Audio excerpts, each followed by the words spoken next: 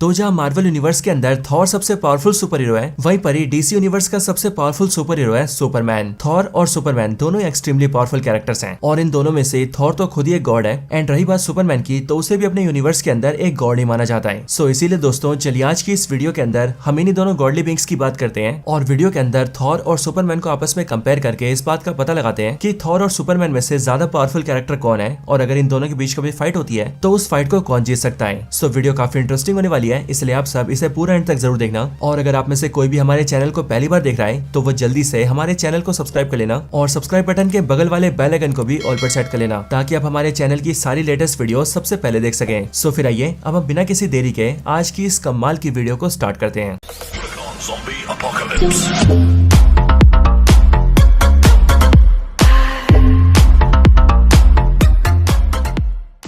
तो थॉर और सुपरमैन जैसे एक्सट्रीमली पावरफुल कैरेक्टर्स के बैटल को देखने से पहले हमारे लिए इन दोनों की पावर्स के बारे में जानना बहुत ही जरूरी है, क्योंकि इन दोनों के बारे में जानने के बाद ही हम इस बात को जान पाएंगे कि आखिरकार इनका पावर लेवल क्या है और एक बैटल के अंदर कौन किस पर भारी पड़ सकता है। सो इसीलिए चलिए शुरुआत करते हैं अपने तूफान के नेता थॉर से।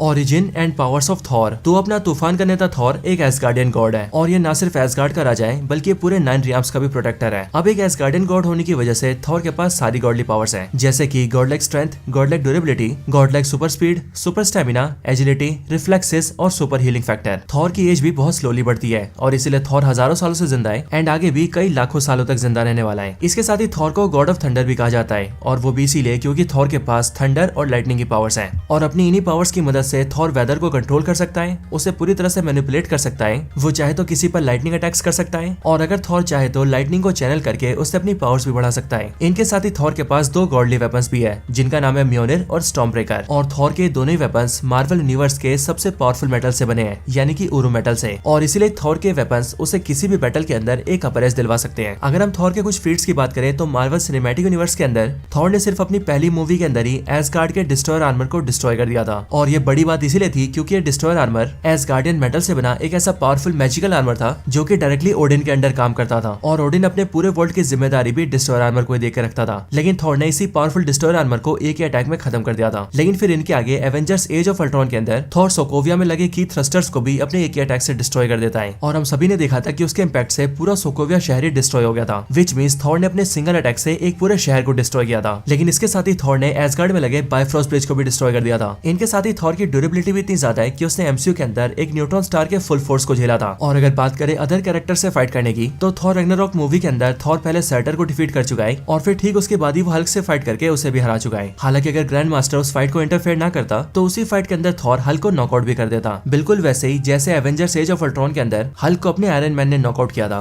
लेकिन इन सब के अलावा एवेंजर्स इन्फिनिटी वॉर के अंदर जब सभी लोग वकांडा में फाइट कर रहे थे एंड सब लोगों ने ये मान लिया था कि शायद वो लोग इस फाइट को हार जाएंगे, तब उस टाइम पर वो थॉर ही था जिसने अपनी एंट्री के साथ ही उस पूरी फाइट का रुख बदल दिया था और सिर्फ कुछ ही सेकंड्स के अंदर वो पूरा बैटल एवेंजर्स को जितवा दिया था। और फिर उसके आगे भी वो थॉर ही था जिसने इन्फिनिटी स्टोन्स की कंबाइंड पावर्स को ओवर पावर किया था और थैनोस की छाती में अपना स्टॉर्म ब्रेकर घुसाया था। लेकिन ये सब भी थॉर के कॉमिक फीट्स के सामने कुछ भी नहीं है और वो इसीलिए क्योंकि मार्वल कॉमिक्स के अंदर थॉर एक बार वर्ल्ड इंजन को पुश कर चुका है, जिस वर्ल्ड इंजन का वेट पूरे 9 रियाम्स के बराबर का था। इसके अलावा वो नेमोर से फाइट करके उसे डिफीट कर चुका है। जिस एडमेंटियम के क्लॉज से वुल्वरीन कुछ भी फाड़ देता है, उसी एडमेंटियम से बने केबल्स को थॉर सिर्फ अपने हाथों से तोड़ चुका है। फिनिक्स फोर्स जैसी पावरफुल कॉस्मिक एंटिटी से फाइट करके उसे नॉकआउट कर चुका है। मार्वल यूनिवर्स को क्रिएट करने वाले सेलेस्टियल्स में से एक सेलेस्टियल से फाइट करके उसके सर को तोड़ चुका है। एक पूरे के पूरे प्लेनेट को सिर्फ अपने सिंगल अटैक से डिस्ट्रॉय कर चुका है। वर्ल्ड सरपेंट को अपने हाथों से लिफ्ट कर चुका है। एक बार वो सिल्वर सर्फर के फोर्स फील्ड को ब्रेक कर चुका है और तो और थॉर गैलेक्टस को भी डिफीट कर चुका है, वो भी उस टाइम पर जिस टाइम पर गैलेक्टस अपने सबसे पावरफुल फॉर्म में था। सो दोस्तों यही कुछ थी थॉर की पावर्स और अब इसीलिए थॉर की पावर्स के बारे में जानने के बाद चलिए बात करते हैं सुपरमैन की पावर्स के बारे में। Origin and powers of Superman. तो सुपरमैन न सिर्फ डीसी का सबसे पावरफुल सुपर हीरो है बल्कि इसके साथ ही उसकी गिनती डीसी यूनिवर्स के सबसे पावरफुल कैरेक्टर्स में भी की जाती है। सुपरमैन एक एलियन बीइंग है जो कि बिलोंग करता है क्रिप्टोन नाम के प्लेनेट से। लेकिन अब क्योंकि सुपरमैन की हिस्ट्री में उसके जन्म के टाइम पर उसका पूरा प्लेनेट बर्बाद हो जाता है, इसीलिए तबाही से ठीक पहले सुपरमैन के पेरेंट्स उसे अर्थ पर भेज देते हैं ताकि वो अर्थ पर जिंदा रहे और अपनी पावर्स की मदद से वहाँ के लोगों के काम आए। और फिर इसीलिए जब सुपरमैन अर्थ पर आता है तब उसके बाद वो अर्थ पर ही बड़ा होता है और अर्थ के येलो सन की किरणों को ऑब्जर्व करके वहाँ पर बहुत ज्यादा पावरफुल हो जाता है। क्योंकि दोस्तों क्रिप्टोन प्लेनेट के जितने भी क्रिप्टोनियंस होते हैं उनकी पावर्स येलो सन के सामने आने से इंक्रीज हो जाती है और इसीलिए इतने सालों तक अर्थ पर रहने पर सुपरमैन इतना ज्यादा पावरफुल हो जाता है कि उसकी पावर्स लिटरली एक गॉड जितनी हो जाती है। अगर बात की जाए सुपरमैन की पावर्स की तो सुपरमैन की पावर्स हैं God like strength, God like durability, God like like super speed, super agility, stamina, reflexes, God like healing factor, fly करने की एबिलिटी और अपनी आंखों से हीट विजन फायर करने की एबिलिटी। सुपरमैन ये सारे काम कर सकता है। सुपरमैन बहुत ही ज्यादा स्ट्रॉन्ग है, यहाँ तक कि सुपरमैन की स्ट्रेंथ तो इतनी ज्यादा है कि अगर सुपरमैन चाहे तो वो इनफाइनाइट वेट को लिफ्ट कर सकता है, यानी कि इतना ज्यादा वेट जिस वेट की कोई लिमिट ना हो। डीसी कॉमिक्स के अंदर हमने देखा हुआ है कि एक बार सुपरमैन ने इतना हैवी बेंच प्रेस लिफ्ट किया था कि उसका टोटल वेट हमारे अर्थ प्लेनेट जितना था और सुपरमैन ने इस पूरे वेट को 5 दिनों तक उठाया था। सुपरमैन एक क्रिप्टोनियन है और क्रिप्टोनियन की पावर्स उनकी एज के साथ भी बढ़ती है और इसीलिए सुपरमैन जैसे जैसे एज में बड़ा होता है वैसे वैसे उसकी पावर्स भी बढ़ती रहती है। सुपरमैन की बॉडी की ड्यूरेबिलिटी भी इतनी ज्यादा है कि उसे किसी भी अटैक से कोई असर नहीं होता है। फिर चाहे सुपरमैन की बॉडी पर किसी गन्स की बुलेट से अटैक किया जाए, किसी बॉम्ब ब्लास्ट को यूज किया जाए या फिर सुपरमैन के सर पे कोई न्यूक्लियर बॉम्ब ही क्यों न ब्लास्ट कर दिया जाए, सुपरमैन को उससे भी कुछ नहीं होने वाला है। डीसी की बैटमैन वर्सेस सुपरमैन मूवी के अंदर हमने साफ देखा था कि जिस टाइम पर सुपरमैन को एक कोर्ट में पेश किया जाता है उसके अगले पल ही वो पूरा कोर्ट ब्लास्ट हो जाता है, लेकिन उस पूरे कोर्ट के ब्लास्ट होने के बाद भी सुपरमैन की पूरी बॉडी पर एक खरोच का निशान भी नहीं होता है। यहाँ तक कि जस्टिस लीग मूवी के अंदर जब स्टेपन वुल्फ ने सुपरमैन पर अपने सबसे पावरफुल वेपन से अटैक किया था तब उस अटैक की वजह से ना तो सुपरमैन अपनी जगह से हिला और ना ही उसकी बॉडी पर कोई खरोच आया। यहाँ तक कि मैन ऑफ स्टील मूवी के अंदर जब उसके चचा ने यानी कि जनरल जोर्ड ने उस पर अटैक्स किए थे तब जनरल जोर्ड जैसे पावरफुल क्रिप्टोनियन के अटैक से भी सुपरमैन को कोई खास असर नहीं हुआ था। और रही बात सुपरमैन को इंजर्ड करने की या फिर उसकी बॉडी से खून निकालने की, तो डीसी की सारी लाइव एक्शन मूवीज के अंदर बिना क्रिप्टोनाइट के ऐसा कोई भी नहीं कर पाया है। बाकी सुपरमैन की स्पीड भी इतनी ज्यादा है कि वह स्पीड के मामले में फ्लैश को टक्कर देता है और इसीलिए अगर सुपरमैन अपनी फुल स्पीड का यूज करे तो वो भी बड़े आराम से लाइट की स्पीड को मैच कर सकता है। इनके अलावा सुपरमैन की एजिलिटी और रिफ्लेक्सेस बहुत ही शार्प है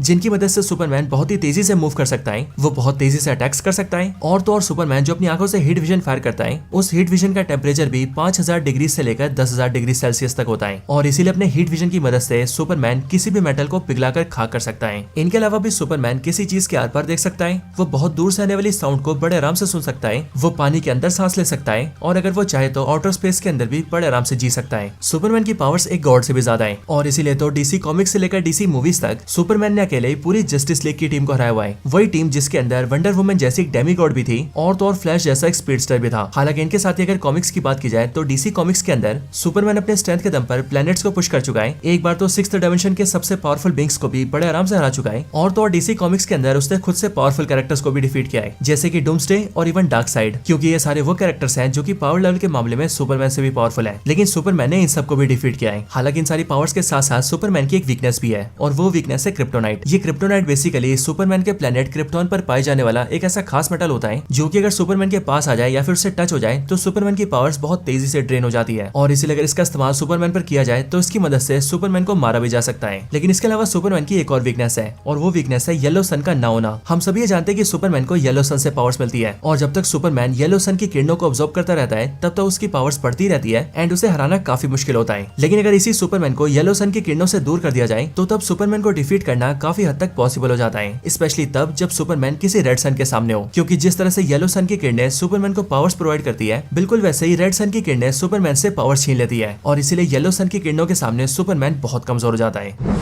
सो अब इसके साथ ही हम सुपरमैन और थॉर दोनों की पावर्स को जान चुके हैं, इसलिए चलिए अब हम बात करते हैं इन दोनों के बैटल के बारे में, जिसके अंदर हम इन दोनों की पावर्स को कंपेयर करके इस बात का आंसर जानते हैं कि आखिरकार इन दोनों में से ज्यादा पावरफुल कैरेक्टर कौन है एंड एक फाइट के अंदर कौन किसे हरा सकता है। तो अब अगर हम थॉर और सुपरमैन के बैटल की बात कर रहे हैं तो यहाँ पर हमें सबसे पहले ये तो पता ही है कि थॉर मार्वल का सबसे पावरफुल सुपर हीरो है और वहीं दूसरी तरफ सुपरमैन डीसी का सबसे पावरफुल सुपर हीरो है। लेकिन अगर हम इन दोनों कैरेक्टर्स को आपस में कंपेयर करें और ये जानने की कोशिश करें कि इनमें से कौन ज्यादा पावरफुल है और एक बैटल में कौन जीत सकता है तो फिर दोस्तों इस बात का आंसर काफी अलग है और वो इसीलिए क्योंकि यहाँ पर दो सवाल है। पहला सवाल ये कि इन दोनों में से पावरफुल कौन है और दूसरा सवाल ये कि इन दोनों के बीच होने वाली बैटल में जीतेगा कौन। सो अब इन दोनों में से अगर हम पहले सवाल की बात करें कि इन दोनों कैरेक्टर्स में से ज्यादा पावरफुल कौन है तो एज ऑफ कोर्स मार्वल के थॉर और डीसी के सुपरमैन में से डीसी का सुपरमैन ज्यादा पावरफुल है, यानी कि चाहे बात हो ज्यादा वेट को लिफ्ट करने की, ज्यादा ड्यूरेबल होने की, ज्यादा तेजी से मूव करने की या फिर ज्यादा फास्ट फ्लाई करने की, इन सारी चीजों में सुपरमैन थॉर को पीछे छोड़ देता है और इसीलिए सुपरमैन को हम थॉर से ज्यादा स्ट्रॉन्ग मान सकते हैं। लेकिन दोस्तों स्ट्रॉन्ग होना और पावरफुल होना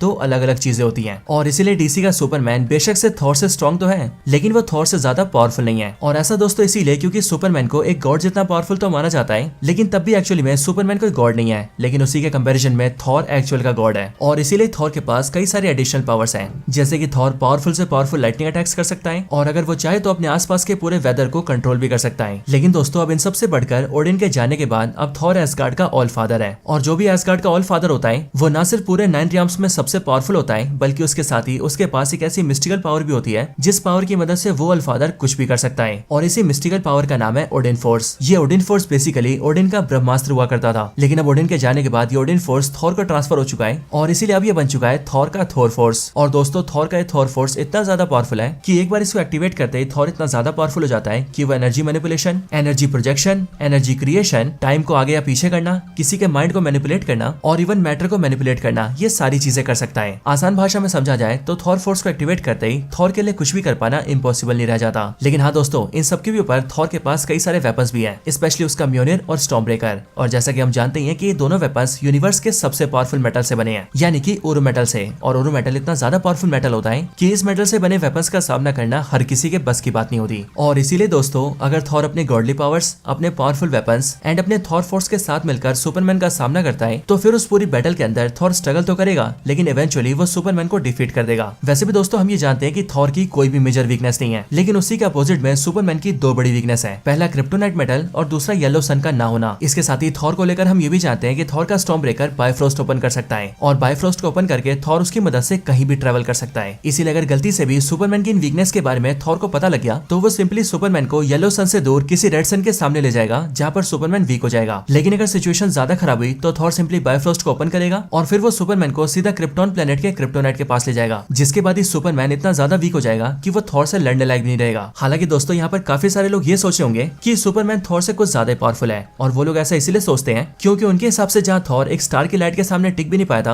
वहीं पर ही सुपरमैन सन जैसे स्टार के आर पार भी जा सकता है। लेकिन दोस्तों, अब मैं आपको इस बात का भी आंसर देते हुए बता दूं कि आप सबका ऐसा सोचना भी बिल्कुल गलत है, और ऐसा इसीलिए कि डीसी के सुपरमैन को सिर्फ एक तरह के स्टार से पावर मिलती है, और वो स्टार है येलो स्टार। और इसीलिए इसका मतलब यही होता है कि अगर सुपरमैन येलो स्टार के अलावा किसी और स्टार के सामने जाएगा तो उसकी पावर्स बिल्कुल भी नहीं बढ़ने वाली है, और अगर गलती से सुपरमैन किसी रेड सन के सामने चला गया, तब तो पावरफुल होने के बजाय वो कमजोरी हो जाएगा। अब यहीं पर ही दोस्तों थॉर को कंपेयर करें तो हम सभी ने देखा था कि एवेंजर्स इन्फिनिटी वॉर के अंदर थॉर एक न्यूट्रॉन स्टार की लाइट से अधमरा हो गया था। लेकिन दोस्तों, अगर आप सभी इस वाले सीन पर ध्यान देंगे तो आपको ये पता लगेगा कि सबसे पहले तो ये न्यूट्रॉन स्टार एक डाइंग स्टार था, लेकिन उससे भी बड़ी बात तो ये थी कि इस न्यूट्रॉन स्टार का जो कलर था वो हल्का सा ब्लू था, और इसी ब्लू स्टार की सारी किरणें थॉर पर इकट्ठा होकर आ रही थी, जिसका मतलब थॉर ने इस पूरे स्टार की कंबाइन एनर्जी को फेस किया था। एंड इसीलिए अगर हम इस चीज को सुपरमैन से कंपेयर करें तो येलो सन सुपरमैन को पावर तो देती है, लेकिन अगर उसे हम हटा दें और बिल्कुल थॉर की तरह सुपरमैन को भी इसी पोजीशन में खड़ा कर दें, तो तब इस बात के चांसेस बहुत ही ज्यादा हैं कि जैसा हाल थॉर का हुआ था वैसा बिल्कुल हाल सुपरमैन का भी हो सकता है। और हाँ दोस्तों, अगर गलती से सुपरमैन रेड सन के सामने ऐसे खड़ा हो जाए तो फिर तो उससे सुपरमैन की मौत भी हो सकती है। और इसीलिए दोस्तों, इस पूरी वीडियो का कंक्लूजन यही निकलता है कि सुपरमैन थॉर से रॉ पावर्स की टर्म में तो स्ट्रॉन्गर है, लेकिन अगर बात इन दोनों के बैटल की हो तो उस बैटल के अंदर थॉर सुपरमैन को डिफीट कर देगा, और इसीलिए थॉर और सुपरमैन के इस बैटल के अंदर थॉर विंस। हालांकि दोस्तों, हो सकता है कि काफी लोगों को ऐसा लग रहा हो कि मैं सुपरमैन से नफरत ही करता हूँ, लेकिन आपको मैं बता दूं कि सुपरमैन मेरे फेवरेट सुपर हीरोज में से एक है, और वीडियो के अंदर मैंने इन दोनों के बैटल को बिल्कुल लॉजिकल तरीके से रखा है। इसीलिए कमेंट्स के अंदर मुझे कुछ कहने से पहले इस बारे में जरूर सोच लेना। लेकिन हाँ दोस्तों, अगर आपको मेरे बताए हुए पॉइंट्स में कुछ गलत लगता है, या फिर आपके हिसाब से थॉर और सुपरमैन के बैटल की कुछ और पॉसिबिलिटी निकल सकती है, तो आप इन सब के बारे में मुझे कमेंट्स में जरूर बताना। बाकी आपको थॉर और सुपरमैन में से कौन ज्यादा पसंद है उसका नाम भी कमेंट्स में जरूर लिखना। और अगर आपको ये वीडियो पसंद आई हो तो वीडियो को लाइक करना, चैनल को सब्सक्राइब करना और वीडियो को अपने फ्रेंड्स के साथ शेयर भी करना। बाकी मैं मिलता हूँ आपसे ऐसी किसी और बेहतरीन वीडियो में,